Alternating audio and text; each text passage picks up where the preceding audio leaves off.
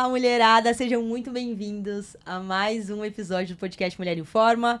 Eu sou Polly Takal, criadora, idealizadora do Método Mulher Informa e da plataforma Mulher Informa, que já ajudou mais de 500 mil de mulheres a emagrecerem, reconquistar sua autoestima, aprenderem um pouco mais sobre si mesma, né? E como criar estratégias no dia a dia aí para se sentirem melhores consigo mesmas. E hoje a gente tem um convidado que vai falar tudo sobre você, pra você e sobre você, mulher, na perimenopausa, na menopausa, que é o Dr. Marco Antônio Spinelli.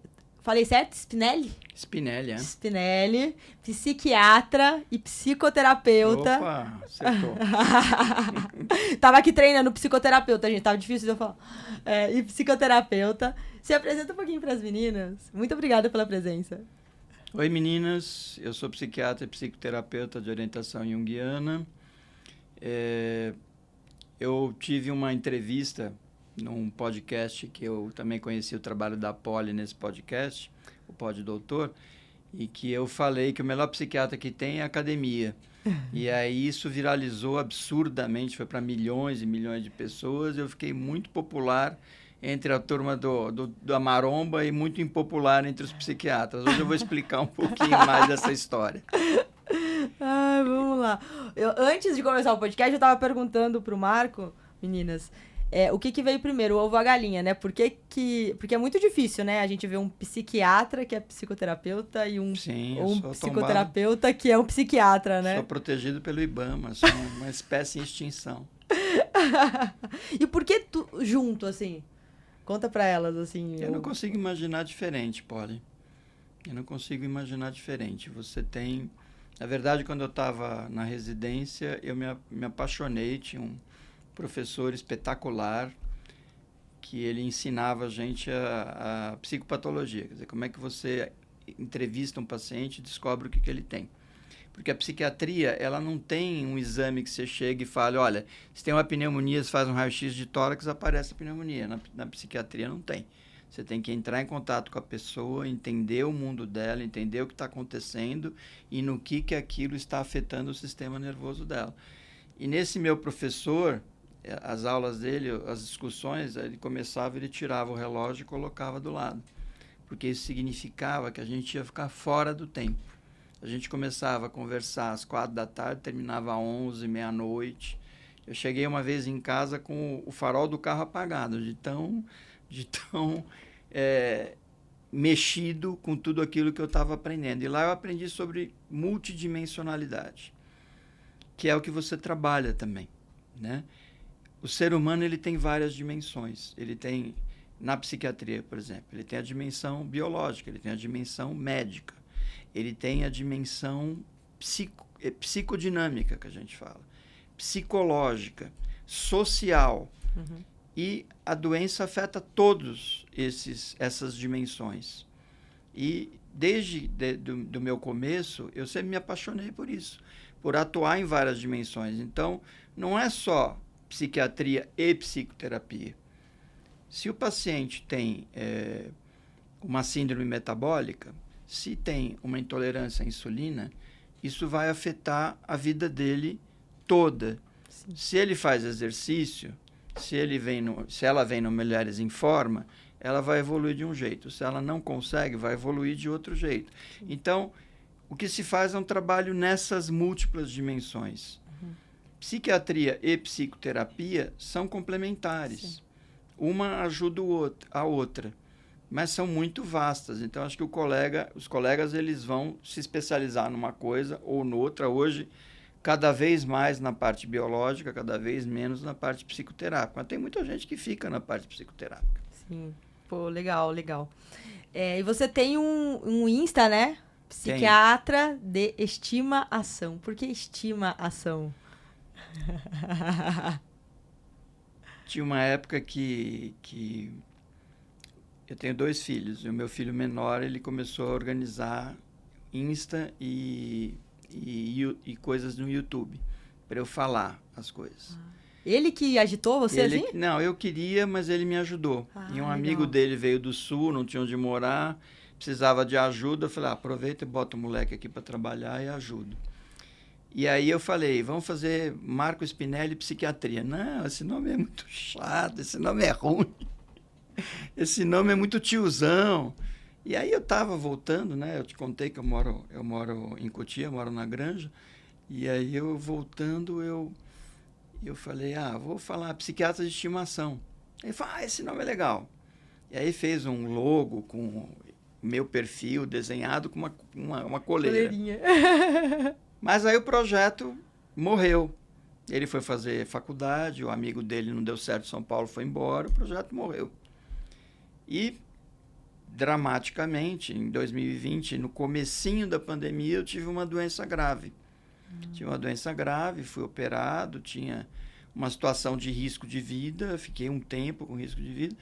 E quando eu saí do hospital, eu fui atendido por um médico espetacular, né? O Dr. Carlos Eduardo Pompilho, Dr. Carlos Reina, todos são paulinos, eu não tenho corintiano lá. A Poli é corintiana, coitada. E quando eu saí, a minha mulher falou, olha, se você tivesse morrido, você ia para o túmulo com todo esse conhecimento que você juntou em 30 anos. Você não teria dividido com ninguém. Aí eu voltei para o psiquiatra de estimação agora com meu outro filho, com o Drecói, com o André. Com o mais velho, né? Com o mais velho. E aí os vídeos ficavam horríveis, eu achava que estava muito ruim. Ele criou o Avatar e a gente começou a fazer vídeos de 90 segundos. Mas uma cliente minha muito querida, ela virou, olha, você não é um psiquiatra muito de estimação, não. Você é meio boca dura. Você é meio durão, assim. E aí um dia ela mandou uma mensagem para mim, ô Spinelli, meu psiquiatra de estimação. Falei, gente, você acabou de dar um nome pro projeto. Que legal. Porque não adianta só a estima, precisa da ação. Sim. E acho que você é a prova viva disso. Exato. Não adianta só acolher, tem que agir. Exato. Poxa, que legal. Nossa, já foi um aprendizado aqui. Pô, legal. Olha, a gente tem um monte de perguntas. Choveu pergunta das alunas, tá? Oba, pra você. manda ver. Já vou começar aqui com a Rosângela. Oi, Rosângela. 54 anos. E ela escreve aqui pra gente. O que fazer para recuperar o ânimo, controlar a ansiedade, que estando na menopausa, sem vontade de fazer nada, só procrastinando tudo? Me ajuda. Eu acho que antes até da gente falar sobre isso, né? Falar um pouquinho sobre, sei lá, os desafios que as mulheres passam ali, né? Nesse período de perimenopausa e tudo mais. Com 54 anos, ela já não está na perimenopausa, está na menopausa. Já. Isso significa que os hormônios femininos, eles já... O estrogênio e a progesterona já pararam de ser fabricados num nível mínimo. Então, isso dá uma série de alterações, né? Diminui concentração, diminui memória, piora o sono, piora a energia, por isso que ela fala esse sintoma importantíssimo na menopausa, que é a névoa mental, que é o brain fog, né? Que ela está descrevendo. E o atendimento e a abordagem tem que ser, como eu falei, multidimensional. Então, o que ela vai encontrar se ela procurar a medicina tradicional? Vai repor ou não fazer reposição hormonal? Eu sou a favor da reposição hormonal, também, desde que indicada por alguém que, né, o gineco, que conhece o assunto. Exato. Mas uma fonte importante da névoa mental é o problema de sono, é a alteração da arquitetura de sono. Então, eu vou falar para a Rosângela, né? 3 coisas que são fundamentais. É cuidar muito bem do sono, fazer exercício físico e procurar algum tipo de ajuda na parte hormonal com o gineco e, se mesmo assim ela continuar com esses efeitos, procurar um profissional da área para medicá-la, porque ela pode estar com um quadro depressivo secundário à menopausa. Fica à vontade, precisa. Não, Psiquiatra precisa atender. Eu dei uma olhada no ar. Então, essas 4 coisas podem ajudar. E acho que a gente vai desenvolver mais coisas que vão ajudar a Rosângela na nossa conversa. Ah, legal, bacana. Quando você fala do melhorar essa dinâmica ali do sono e tudo mais. Teria alguns pontos que são mais, você consideraria mais importantes, assim, delas observar?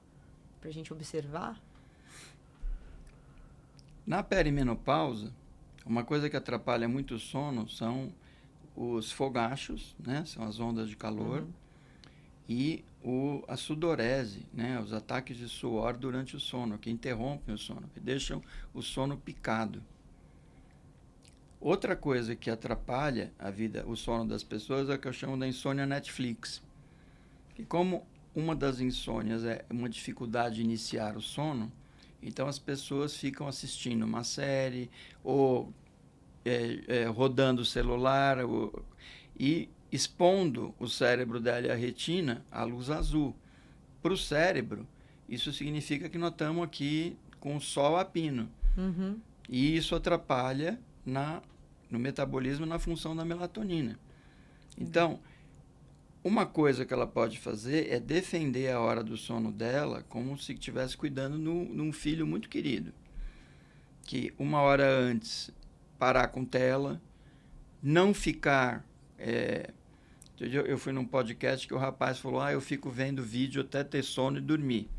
Eu falei, beleza, você se acostumou, o cérebro ele é feito de habituidades, de hábitos. Você criou esse hábito, padrão, mas não é o ideal. Depois de 2 semanas ele me mandou uma mensagem, olha, parei de fazer isso, estou dormindo super melhor, estou rendendo muito melhor. Olha que legal. Então tem muita gente que hoje usa o celular como nananenê, e ele é um péssimo nananenê. Ele atrapalha a arquitetura do teu sono. Legal. Tomar café, beber álcool, comer uma refeição muito grande, acordar para comer, são todas coisas que vão atrapalhar o sono e no outro dia a pessoa já vai acordar devendo sono e já vai acordar com névoa mental, com pouca disposição e tudo o que a Rosângela descreveu. Pô, entendi. Pô, legal. E isso vai além, né, desse período de perimenopausa. Eu acho que é para todo mundo. Não, nós somos uma sociedade privada de sono. Exatamente, privada de sono. Nós somos uma sociedade privada. E isso é científico. Dos anos 90 para cá, as pessoas estão dormindo cada vez menos e cada vez pior. E isso está envolvido na epidemia de doença psiquiátrica. Olha. E de abuso de remédios para indução de sono. Olha isso. E Brasil, isso é uma estatística assim... Sim, mundial, o Instituto nacional? do Sono Brasileiro está estudando isso e, a nível mundial, dos anos 90 para cá, tem tido uma explosão de problemas e de doenças vinculadas ao sono. Nossa, gente. E se você acorda já com sono, já devendo sono, o que vai acontecer com o seu treino da manhã? Você não vai levantar, você vai ficar batendo e vai falar... Só no soneca. A função soneca, que também é ruim para o seu dia... Né? E você já vai acordar com o dia estragado e não vai conseguir treinar e isso vai virar. E vai virando uma bola de neve. Uma bola de neve. Meu marido que fala, ele fala, eu não gosto do soneca. Eu falo, por que você não gosta? Eu adoro o soneca. Eu falo, porque o soneca pra mim é uma vez, daí eu fico lá na preguiça, dou uma espreguiçada e levanto. Antes do segundo soneca. Não é que eu durmo de novo. Mas ele falou, não, o soneca me dá preguiça de levantar. Se eu apertar o soneca, eu não vou levantar de novo. Ele tem toda a razão. Ouça o seu marido. Droga, não pode falar isso. Eu sei que é difícil uma esposa ouvir o marido, tá bom? Mas ouça o seu marido. Ai. Não, tá certo, ele tá certo mesmo. O ideal é você bater no coisa, pular, abrir a janela, entrar com o sol na sua cara. Isso, é verdade. Isso Você nem respira, você já vai. Já levanta, já. E uma coisa também que eu tenho feito, que tem me ajudado muito, é deixar... Porque a minha janela é blackout, mas eu parei de deixar blackout e eu deixo ela um pouco aberta, porque quando começa a clarear o dia, já entra um pouco de luz. E aquela luz já me acorda antes do... Você está absolutamente certo. Do despertador. Então, eu tô achando muito mais gostoso acordar com a claridadezinha do que acordar com um barulho. Sim. Nos países que a claridade é muito restrita, que a luz do sol acaba 3, 4 da tarde, eles têm... Primeiro tem a light therapy, né, que é a terapia de luz, para você ficar com uma luz muito forte para regular o teu sistema, teus ritmos biológicos, mas de manhã para acordar você vai acordando com um abajur que ele vai acendendo gradativamente, como se estivesse clareando o dia. Que é o que você está fazendo. É que a gente tem naturalmente. Olha, gente, a gente tem naturalmente. Vamos usar. A gente tem naturalmente. A gente tem luz de sol para dar e vender. Então, use para acordar e use para... Pô, legal, bacana. Ó, perguntas aqui. Você aí no seu, né, dentro da psiquiatria, da psicoterapia, o que você vê que são, para você, quais são os principais desafios emocionais que essas mulheres passam ali a partir dos 40 anos? Principalmente quando estão tentando criar um estilo de vida mais saudável, emagrecer, enfim. Eu vou te falar uma coisa que eu estava pensando aqui para essa entrevista. Pode falar. 40 anos é uma janela de oportunidade. É uma janela única de oportunidade. Então, assim, a primeira coisa, não fica ouvindo as pessoas falarem que esse período é um horror e que você ter só perda. Preparar a perimenopausa e a menopausa é decisivo para toda a segunda metade da vida. Então, vai ser a época que você vai ter que se acertar com o seu corpo, com o seu hábito alimentar, com o seu estresse, com a sua realização pessoal. Então, entrar nessa faixa de idade, eu acho que tem duas coisas. Para mim, é o esplendor da vida da mulher. Acho que as mulheres ficam absolutamente maravilhosas nessa fase, né? E a perimenopausa, ela não vem com perda inicial de beleza, muito pelo contrário. Sim. Tem uma diminuição de progesterona, então a mulher vai ficando menos fértil. Isso lá para 43, 44, 45. Mas isso aumenta o estrogênio. Então ela fica mais bonita e com mais libido nessa fase. E é uma fase que essa energia, esse gás, tem e pode ser utilizado para ela preparar o resto da vida. Agora, tem gente que vive isso de uma maneira catastrófica. Sim. Tá? Começa a engordar, começa a perder energia, começa a piorar o sono, começa, sobretudo, a falar, nossa, agora eu estou uma velha, né? Nós temos uma sociedade que toda mulher ela é pressionada a ter sempre o corpo de uma menina de 17 anos. Né? Uma coisa, esse filme da Demi Moore, A Substância, fala isso de um jeito muito duro. Nossa, esse filme foi difícil eu terminar de assistir. Eu não consegui ainda até agora. Caramba, gente, depois se vocês... precisa tomar um jornal para assistir. Foi difícil, mas é exatamente esse culto, né? De que uma mulher belíssima de 60 anos tem que ser trocada por uma de 20 e pouco e acabou. Então, existe essa pressão. E a mulher que se abandona nessa fase, né, ela vai ter muita dificuldade depois, quando entrar na menopausa de verdade. Então, eu acho que você trabalha num lugar sensacional, porque é um lugar que a mulher tem energia, ela tem disposição e, assim, agora ou nunca, agora tem que ir. Uhum. Eu brinco exatamente com as alunas, assim, 40 ou 50 é a janela de oportunidade que a gente tem para fazer a nossa poupança. A poupança que a gente não fez a vida inteira. A poupança de músculo, de saúde, de tudo. Paulo, eu tenho que te entrevistar. vou fazer um podcast e vou te entrevistar.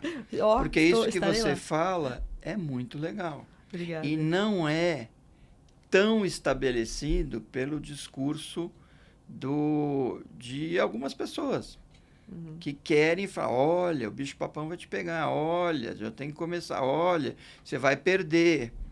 Eu acho que isso também vai muito é muito relacionado àquela questão, a uma questão de induzir a população, de forma geral, a usar medicamento, usar algum recurso, porque eu acho que esse discurso de que a mulher, a partir dos 40, meio que acabou pra você. Acabou pra você. É assim, olha, compra isso aqui, né? Usa esse negócio aqui, usa esse negocinho ali, usa essa canetinha aqui, usa aqui, porque sozinha você não consegue mais. Então, eu acho que tira essa força nesse sentido da mulher. Daí muitas mulheres falam, pô, então, peraí, daqui que eu vou precisar disso, daquilo, e não fazem eu falo que é o básico, né? Bem feito, que é dormir melhor, se hidratar. Isso está bem estabelecido, está bem estabelecido. Acho que as mulheres, elas estão hoje entendendo. Eu tenho clientes que elas já vêm com todo o manual, elas sabem. Agora a gente já pode passar para a segunda fase, que é como é que implanta isso. Legal. Porque não dá para fazer tudo de uma vez. Então, como é que é o método de fazer uma coisa de cada vez? Você deve viver isso o tempo todo. O tempo todo. Como é que você vai criar o hábito de se exercitar? Como é que vai criar os exercícios com consistência, volume, que você fala tão bem, né? Agora, além da cultura de marketing, né, de intervenções médicas ou não médicas, eu tenho suplemento aqui que vai deixar você assim, assado. Tem também a cultura do medo, porque você fazer um vídeo que mete medo tem mais engajamento. Sim. É muito mais chamativo do que você falar, olha, tem como você ter uma vida legal, construir uma vida legal, mas você vai precisar participar. Não vai ter aqui um vídeo das 3 maneiras de você emagrecer 12 quilos em uma semana. Não vai ser assim. Exato. E você vai concorrer, quando você tem um trabalho consistente, você vai concorrer com esse cara que está vendendo uma solução mágica. Olha, eu tenho aqui um implantezinho de hormônio que você vai ficar maravilhosa, linda e não vai precisar fazer nada. Sim. Exato. E é isso, né? Eu acho que a gente... Por isso que autoconhecimento é importante, né? E acho que o podcast vem para isso, sabe? Para trazer autoconhecimento para as mulheres nessas várias etapas da vida dela, focando principalmente nessa mulher 40 a mais ali. Bacana. E a gente falou, você comentou de consistência, né? As alunos mandaram várias perguntas. Como ter consistência para fazer o exercício, para se alimentar bem ou qualquer outra coisa, né, na vida? Como que a gente pode... Existe um truque? Elas querem saber. Eu também quero, né? Eu vou te dar 2 exemplos. 2 exemplos. Que sirva como um princípio. Né? A gente tem que ter o princípio. Como é que funciona, como é que a gente opera. Tinha uma cliente que é uma modelo, já além dos 40 anos, apresentadora, e ela teve um quadro de pânico. Um quadro agudo, importante, e ela tinha que embarcar num avião daí a 48 horas com crise de pânico. Nossa. E eu entrei com a medicação, os medicamentos que a gente usa, começa a fazer efeito com 5 dias, mas vai fazer efeito mesmo entre 15 e até 40 dias. Não demora tanto, normalmente você consegue resultado mais rápido. Eu entrei com a medicação, mas eu precisava de alguma coisa que tivesse um efeito mais rápido, para ela poder subir no avião. Eu usei um remédio, que é um truque, mas este remédio, ele tem como característica aumentar muito o apetite e diminuir o metabolismo. Eu falei, eu vou fazer ela subir no avião. Mas o que vai acontecer se eu fazer uma mulher que vive da imagem do corpo, da magreza dela, engordar? E eu falei para ela, você sabe o que ela falou para mim? Esse negócio de engordar, o senhor não precisa se preocupar, doutor, me dá o remédio, que eu preciso subir no avião. Ela tem uma questão, que a sobrevivência dela depende do que ela vai comer e deixar de comer, que aquele efeito colateral não se manifestou nela. Que maluco. Então, ela tinha uma coisa que é um desejo visceral e um hábito alimentar que está dentro dessa coisa visceral. Ela tem prazer em comer, ela come, mas ela come de uma maneira extremamente regrada. Segundo exemplo, 2 clientes que engravidaram, tiveram bebê, e o bebê apareceu com uma complicação, hoje cada vez mais diagnosticada, que é a intolerância à proteína do leite, a caseína. E elas tiveram que fazer uma dieta que excluísse completamente qualquer possibilidade dessa proteína se manifestar e ser passada para os filhos. Elas ficaram desse jeito aqui. Elas não questionaram.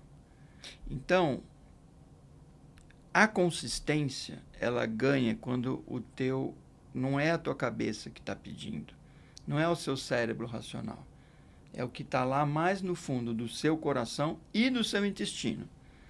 É quando você está completamente assim, e isso não se constrói da noite para o dia.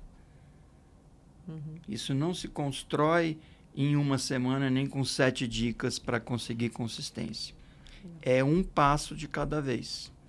E acho que você pode falar disso melhor do que eu. Sim. Porque você vai treinando as pessoas por esse um passo de cada vez e não adianta querer mudar tudo ao mesmo tempo. Esta semana eu vou trabalhar isso, na outra semana eu vou trabalhar aquilo. Então, eu vou cortar o açúcar. Esta semana eu vou me dedicar, esse mês eu vou me dedicar. Eu vou diminuir alguma coisa pró-inflamatória, eu vou parar de comer Big Mac. Então, você vai criar a estratégia e vai seguir. No exercício físico, o que serviu para mim? Eu criei para mim uma estratégia que cabe na minha agenda, cabe no meu dia a dia. Então, eu acordo cedo, eu treino 30 minutos e, como você falou e reforçou na sua entrevista, 5 vezes por semana, 6 vezes por semana. Legal. Então, isso me permite... eu tenho um consultório que é uma casa sobrado, que eu subo 2 lances de escada, eu nunca chego bufando. Alguns clientes eu nunca chego bufando. Isso foi sendo criado, eu fui criando este hábito e fui me tratando como um amigo. Isso é muito importante. Para a mulher, isso é mais importante, porque a mulher ela tem o péssimo hábito de olhar no espelho e falar: você está feia, você está gorda, você está horrível. Isso não ajuda. Você vai criando uma mentalidade de que eu não tenho jeito, eu não tenho solução. Então, Rosângela, você que perguntou aí, você tem solução, tem jeito, mesmo que você tenha tentado muitas vezes. Não desista. Legal. Pô, demais, top. Pô, isso que você falou faz toda a diferença. De uma coisa de cada vez. Porque eu brinco com elas, eu falo assim, olha, gente, a gente não vai dormir, tipo, de um jeito, com uma mente de um jeito, e acorda na segunda-feira, porque eu falo, todo mundo, dieta segunda-feira, treino segunda-feira, tudo segunda-feira. E segunda-feira, quando você acordar, você vai ser outra pessoa, não ser a mesma pessoa. Então, não tenta mudar tudo de uma vez só. É um pouquinho de cada vez, né? É um pouquinho de cada vez. E isso que você falou também que tem que ser algo menos consciente e mais... gut feeling, mais de dentro, mais da alma. Exato. É que a gente fala como se... Qual que é o porquê dela fazer aquilo? Eu sempre converso com elas nesse sentido, assim, né? O porquê que você tá... Por que você tá aqui? Né? Elas, porque eu quero emagrecer. Por que você tá... Aí eu falo, você responde um porquê umas 10 vezes, esse porquê, pra você, não é pra ninguém, pra você. E aí, quando elas fazem isso, às vezes elas mandam mensagem, elas falam assim, eu tô fazendo isso porque eu quero brincar com meu neto, porque eu quero levantar do chão sem pedir ajuda pra ninguém, porque eu quero estar com 70 anos sem precisar de ajuda de qualquer pessoa pra, sei lá, tomar o meu banho, fazer minhas coisas de forma independente. Então é muito legal que elas vão entendendo o real porquê delas. Assim. Posso complementar isso que você falou? Fazendo uma pequena propaganda do psiquiatra de estimação. O vídeo que agora em janeiro a gente relançou alguns vídeos que eram antigos e tal, e eu lancei um vídeo que está voando muito e que ele termina com uma frase do Nietzsche, que é: quem tem um porquê aguenta qualquer como. Olha que legal. Então, treinar não é fácil, criar o hábito de treinar não é fácil, né? Envolve uma série de desconfortos e de aquele diabinho falando para parar. Mas se você tem um porquê, você vai aguentar o como, você vai chegar onde você quer. Exatamente. Pô, maravilhosa. É do Nietzsche essa frase, não é minha. Tá? Muito bom. Ai, ai. Vamos ver aqui as próximas perguntas aqui e tudo mais. Ó, as meninas mandaram aqui, ó. Sobre autoconhecimento, autocuidado.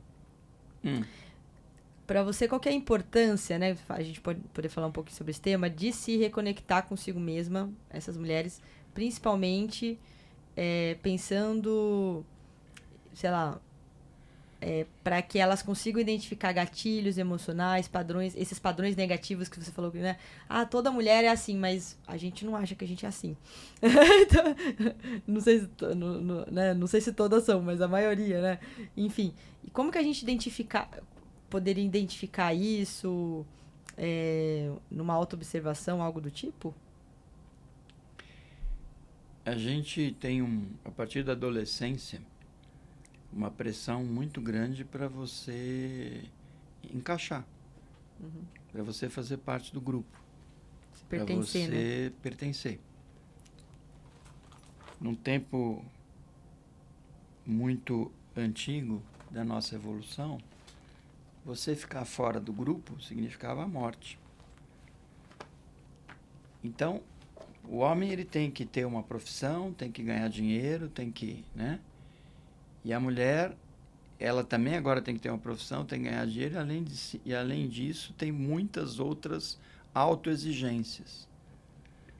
Autoexigência de ser bonita, autoexigência de ter sempre... tem a pressão horrível da rede social, tem os ideais de beleza que não são atingíveis.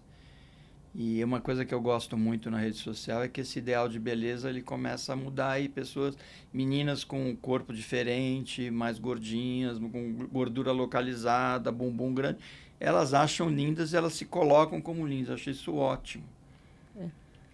Então, essa crítica, ela tá na vida da mulher desde que ela tem 12, 13 anos.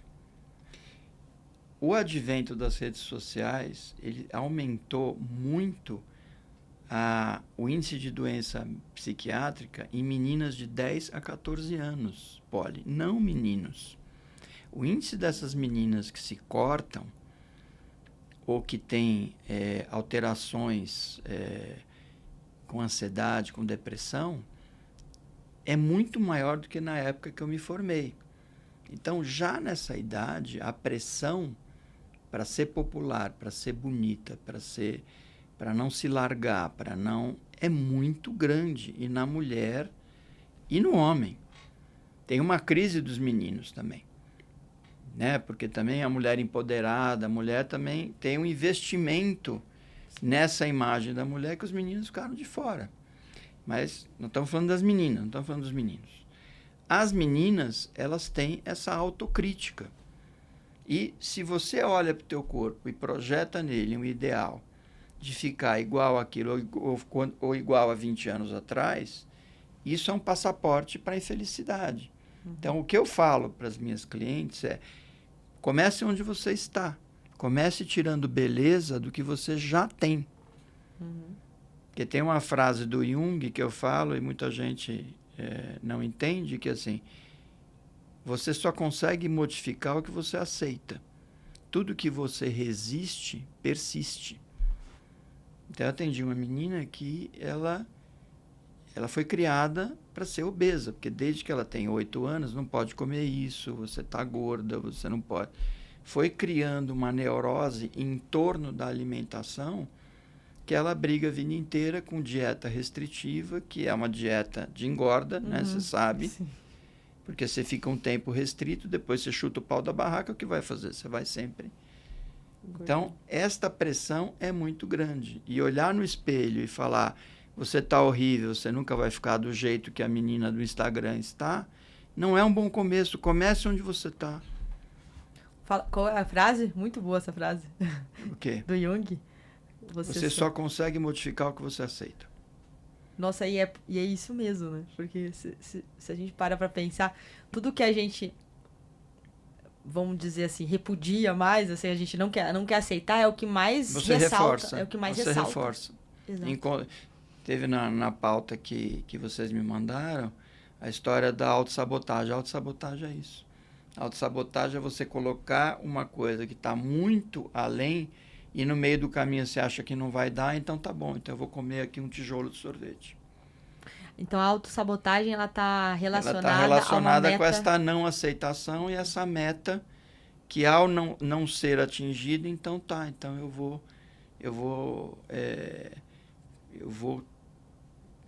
falar, não tem jeito. Eu vou tocar o foda-se, entendeu? Desculpe, não tem outra expressão. Desculpe quem tá. Não tem outra expressão. Sim, então, assim, foda-se, eu vou chutar o pau da barraca segunda-feira. Depois recomeço. E esse processo de auto-engano vai gerando sofrimento, vai gerando fracasso. Ai, não tenho jeito. Vai reforçando Eu aquilo... não tenho força de vontade. E uma coisa que você falou na sua entrevista, força de vontade não serve para nada, gente. Você tem que ter consistência, tem que ter hábito, tem que trabalhar o hábito. A força de vontade, ela é um gásinho, só um foguinho ali no comecinho. É um foguete com pouca gasolina, que mira na lua e cai na Marginal Pinheiro. Isso mesmo. Tá? Força de vontade é isso, é um foguete que não tem muita gasolina. A gasolina é você todo dia botar gasolina no foguete. E passar da Marginal para Cumbica, para Rio de Janeiro, e aí você vai aumentando. Agora você fala, não, hoje eu vou treinar, vou arrebentar. Na terça você já não quer mais saber. É isso mesmo. Mais importante que a velocidade, né? Sempre a consistência. É criar o hábito, criar o horário que seja negociável. Exato. Então, minha secretária sabe que se quarta de manhã ela marcar um horário, ela vai levar bronca. E quarta de manhã ela sabe há anos que é treino, o mínimo. Hoje eu já tenho outras manhãs, mas quarta de manhã, sábado e domingo é treino. Legal, olha que bacana. E assim, isso é um jeito de você criar um espaço que seja sagrado, ninguém mexe. Legal. E eu acho que educar, eu acho que as pessoas do nosso convívio, né, sobre isso, igual você fez, né? Porque muitas das nossas alunas viram e falam, mas aí o meu filho, mas aí o meu marido, mas aí... Eu falei, mas você pode ir educando essas pessoas, que aquele momento é seu, aqueles 30 minutos são seus, né? Você já chegou a conversar? Às vezes eu pergunto, você chegou a conversar com a sua família e falar, gente, olha, esse horário aqui, antes, sei lá, do jantar, enfim, eu vou tirar pra mim. Você já chegou a falar com eles? Ela, não, nunca. Então, elas acham que elas sentem culpa. E você está tocando num ponto muito importante, que a mulher, naturalmente, biologicamente, ela é mais coletiva. Ela tem que cuidar do grupo, ela tem que cuidar dos filhos. Então, uma das facetas da autossabotagem é essa, porque, como eu falei, essas mães que tinham filhos que ela não podia comer determinada comida, ela ficou um palito porque ela não ia prejudicar o filho dela. Quando a criança cresceu e não precisou mais, as duas engordaram, porque voltaram a comer normal. Porque pelo filho, ela faz uma dieta que ninguém mexe em 1 grama de arroz. Por ela mesma. Então, esse fator motivacional que você falou, que eu vou fazer porque eu quero brincar com meu neto, é uma ótima motivação. Porque a mulher, ela precisa, eu acho que todo o ser humano precisa, mas a sensação de que o que você vai fazer vai beneficiar todo mundo é muito legal. E nem sempre a mulher tem apoio no núcleo familiar quando ela começa a mudar. O marido já fica enciumado, ele tá gordo, tá com barriga de chope. Por que ela tá ficando magra, tá, né? Quem é esse personal sarado que tá dando? Então, às vezes, a mulher, além de tudo, além de toda a sabotagem interna, ela tem que lidar com a sabotagem externa. Exato, é isso mesmo. Pô, legal, bacana. Temos mais... tem muitas perguntas legais aqui. Quais são as melhores práticas para cuidar da saúde mental, para as mulheres, né, cuidarem da saúde mental durante esse processo de emagrecimento, principalmente após os 40?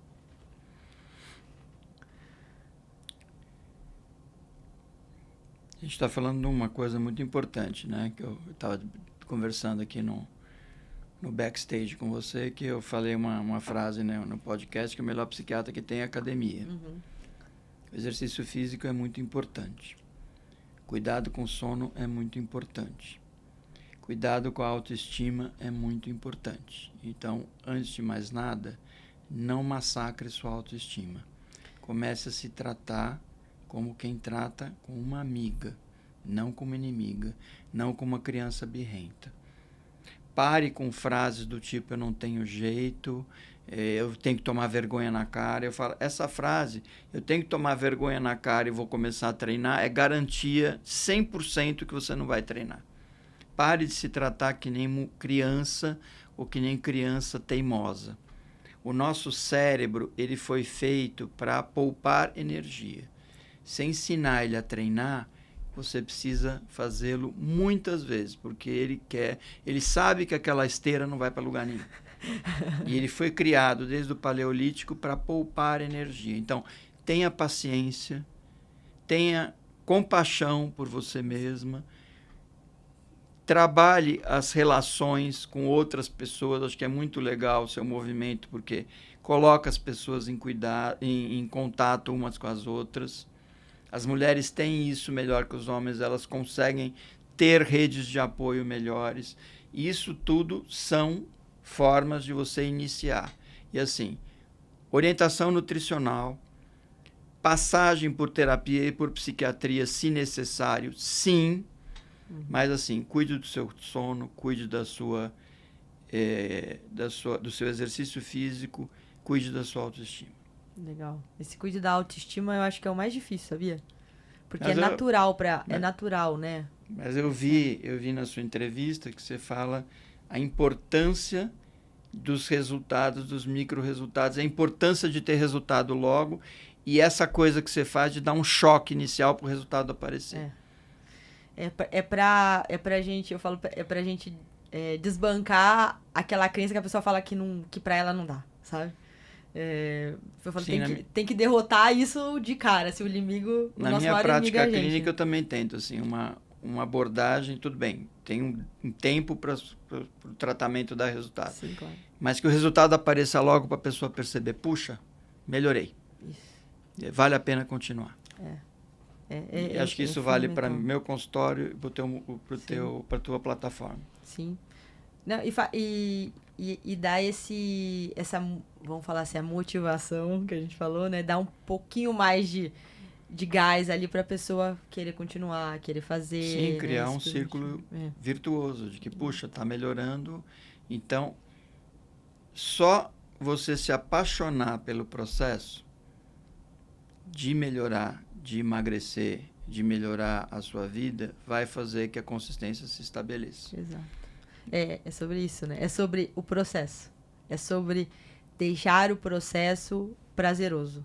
Minimamente prazeroso, porque senão não dá. E acho que quem está tentando ajudar, ele tem que ter uma atenção para isso. Uhum.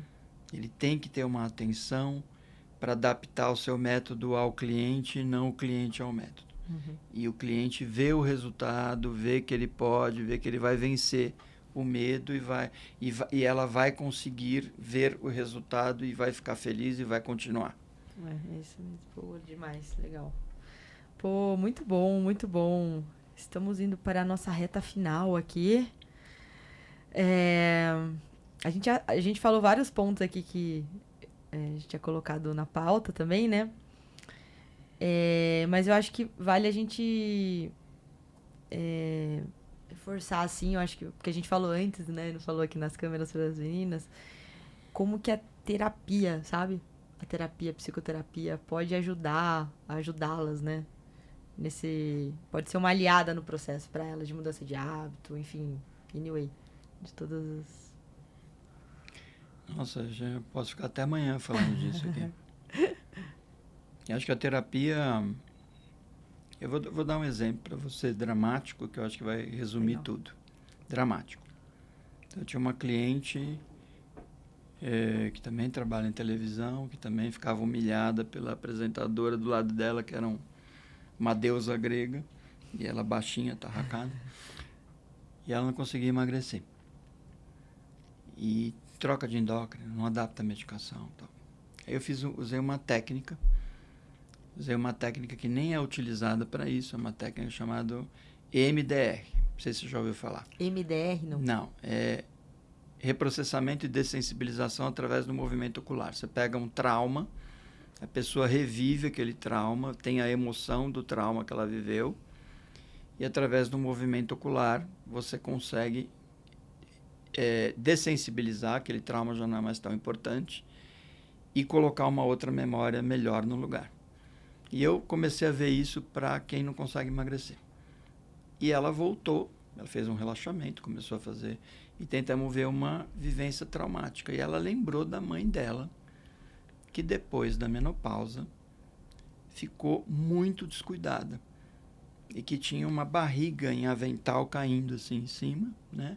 E que ela tinha vergonha da mãe. Ela tinha vergonha? Ela tinha vergonha do que a mãe tinha se tornado. Então, tinha duas coisas nessa imagem. Primeiro, a imagem de que quando eu chegar aos 40 e poucos, eu vou degringolar, não vai ter jeito. É genético, né? Essa é a coisa que fica na... E outra coisa mais profunda ainda, de que se eu tenho essa imagem da minha mãe, eu não mereço emagrecer. A gente reprocessou a coisa. E ela falou, tudo bem. Às vezes, a gente chama de pós-operatório, aparecem aí algumas imagens, algumas lembranças. Mas tudo bem, tudo tranquilo. A próxima endocrinologista que ela foi, entrou com uma medicação que eu já tinha tentado. E ela emagreceu 12 quilos com aquela medicação. E sabe quem ficou com os louros? A endócrina. Eu sei. Finalmente... Uma endócrina. Não, eu tô brincando. Ela sabe muito bem o ponto que a gente tocou. Legal. Mas aquilo criava dentro das redes neurais dela um bloqueio, que ao ser removido, ela finalmente... Então, para emagrecer, você precisa se autorizar a emagrecer. Sim, você precisa se autorizar. E isso é um processo mais profundo. Então, a terapia, respondendo a essa pergunta, que é muito legal, obrigado pela pergunta, ela permite que você vá nessas crenças, que hoje chamam tanto de crenças limitantes, que não é só uma crença limitante, é uma rede neural, é um software quebrado, de que eu vou chegar nessa idade, eu vou engordar e acabou, e não vou conseguir vencer. Então, a terapia permite que você vá nisso, revisite de onde veio e consiga modificar. Seja terapia de base analítica, seja comportamental, vai trabalhar nesse sistema e permitir que você não se atole nesse sistema. Poxa, que legal. Nossa, demais, né? Esse lance de levar os louros, né? Eu brinco que as alunas entram, tal, emagrecem, depois elas, graças a Deus. Eu falo, só Deus que leva o crédito, gente. Brincadeiras à parte, né? Mas é muito legal isso, né? Entender que é isso, a limitação tá dentro da gente. Essa frase que você falou agora, a gente precisa se permitir, né? Você precisa se autorizar a emagrecer. Se autorizar. Se você não se der essa autorização... autorizar. Eu vou até compartilhar com as meninas que eu acho que vale. E esse lance de autorizar, eu faço terapia, né? A minha é TCC, né? Cognitivo comportamental. E, galera, quando eu comecei a trabalhar com internet e tudo mais, né? Existe como que eu vou falar? Um preconceito, né? Mesmo, da acadêmico em relação ao que se faz na internet e vice-versa, né? Tipo, um é técnico demais, o outro fala muita besteira, enfim. E eu fiz um exercício algumas vezes, né, com o terapeuta, de me permitir. De me permitir fazer palhaçada do jeito que eu sou, com coisas para as pessoas entenderem o que a ciência fala de uma forma simples, sabe? E eu tive que me permitir, porque eu vim da universidade da USP, e lá a gente aprendia que não, você não pode fazer assim. Assim não, assim tá errado, você não pode falar assim desse jeito, não tá exatamente certo. Não é científico. Não é científico assim, né? Então, foi um trabalho para eu me permitir mesmo. E é muito legal, fez muito sentido isso que você falou agora. Poxa, muito obrigada. Estamos chegando ao final aqui. Queria agradecer a presença. Eu que agradeço. Papo uma delícia. Espero que vocês tenham gostado também, meninas. Eu achei que ia ser mesmo. Marco, fala pra gente. Você quer deixar um recado pras meninas? Onde elas podem te encontrar? Fala um pouquinho da sua rede social também. A gente vai deixar aqui na descrição. Eu tenho só Instagram, né? Talvez agora comece a ir pro YouTube, comece a organizar um curso. Mas você me acha no Psiquiatras de Estima Ação.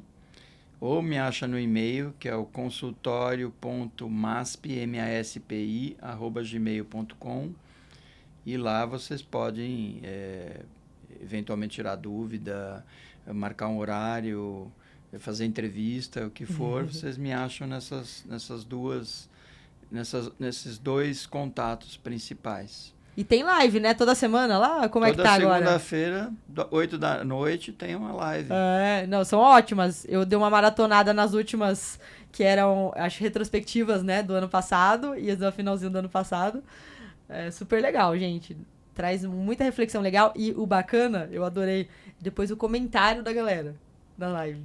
E eu lia todos os comentários, assim, porque... você traz é muito legal, você traz uma reflexão e cada pessoa leva a reflexão para um sentido, para um lado da vida, e quando você vai ler no comentário, você fala, cara, olha que legal essa sacada, nossa, olha que legal isso aqui. Então, é um aprendizado, um autoaprendizado ali, é muito legal mesmo. Parabéns, de verdade. Obrigado. Muito legal. Vindo de você, um grande elogio. Meninas, espero que vocês tenham gostado. Falamos aqui com o Marco Antônio Spinelli, psiquiatra e psicoterapeuta. Agora virou uma profissional. Agora virei.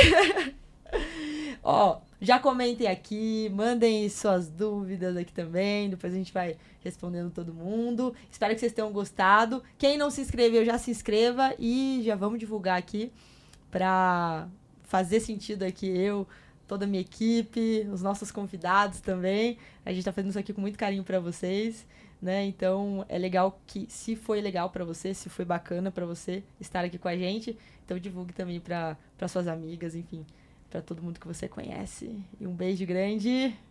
Tchau, tchau, galera!